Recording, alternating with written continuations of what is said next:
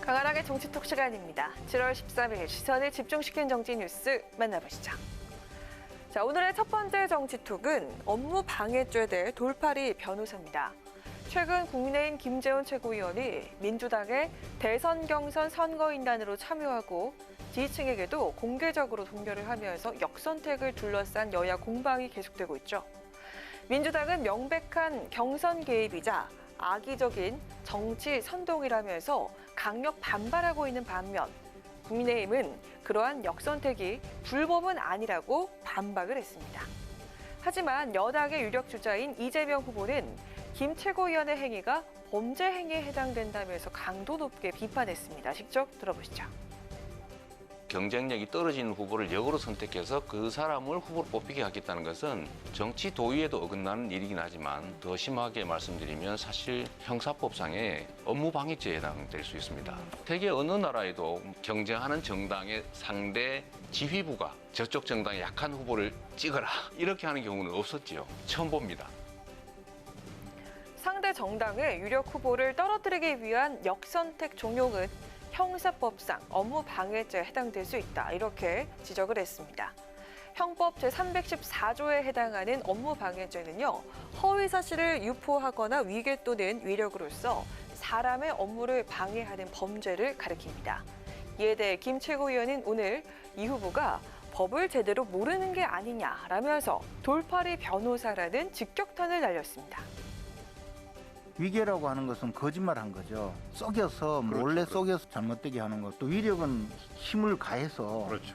근데 저기 속인 건 뭐 있습니까? 인원수를 늘리기 위해서 신청해달라고 해서 신청해줬잖아요. 업무를 도와준 것이지 어떻게 업무를 방해했나요? 업무방해죄에 해당된다고 하는 걸 보고 이재명 지사가 이 변호사로서 법을 모르는 돌파리 변호사구나 그런 생각을 했어요.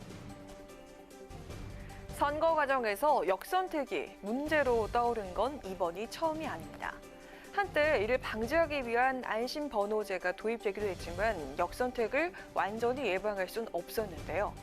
이번 논란이 실제로 법적 공방으로까지 이어질지 아니면 새로운 대응책 모색으로 이어질진 좀 더 지켜봐야겠습니다.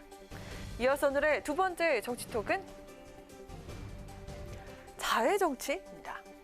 어제 오늘 정치권을 들썩이게 하고 있는 또 하나의 이슈, 바로 여야 대표의 재난지원금 합의를 둘러싼 논란입니다. 특히 국민의힘 이준석 대표가 상당히 난처한 상황에 직면했는데요.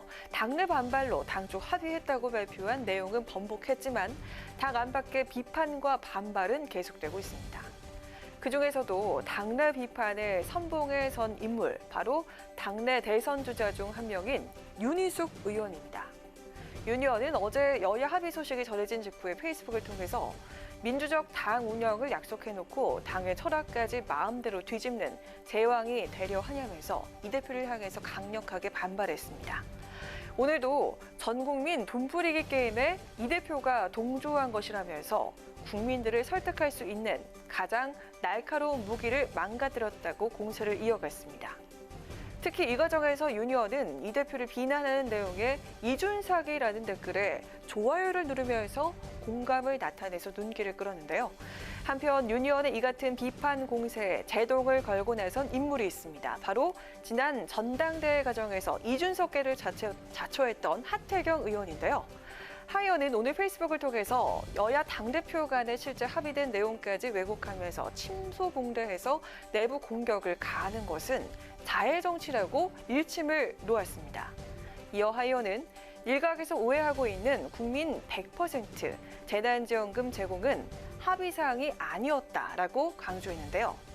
이준석 대표도 오늘 한 라디오 방송에 출연해서 대변인 전달 과정에 부족한 점이 있었다면서 당시 상황을 설명했습니다. 어제부터 방역수칙이 강화되면서 저랑 송 대표님이 식사를 하고 저희가 얘기한 내용을 옆방에서 같이 식사하고 계시던 대변인들한테 저희가 스피커폰으로 전달했습니다. 그러다 보니까 어떤 고민들이 있었는지까지는 전달하기 어려웠던 것이 아닌가. 전국민 재난지원금 합의 요거만 이제 나가가지고 아마 그게 좀 여론이 좀 굉장히 강하게 반응한 것이 아닌가 싶습니다. 여야 대표 간의 확정적 합의보단 가이드라인에 가까운 것이었는데 당시 옆방에 있던 대변인들에게 전달하는 과정에서 충분한 설명이 되지 못했다는 게 이 대표 입장입니다. 하지만 윤 의원뿐 아니라 당내 다른 대선 주자들의 반발도 계속되는 상황인데요. 과연 이 대표는 이번 논란을 돌파할 수 있을까요? 지금까지 강아랑의 정촉이었습니다.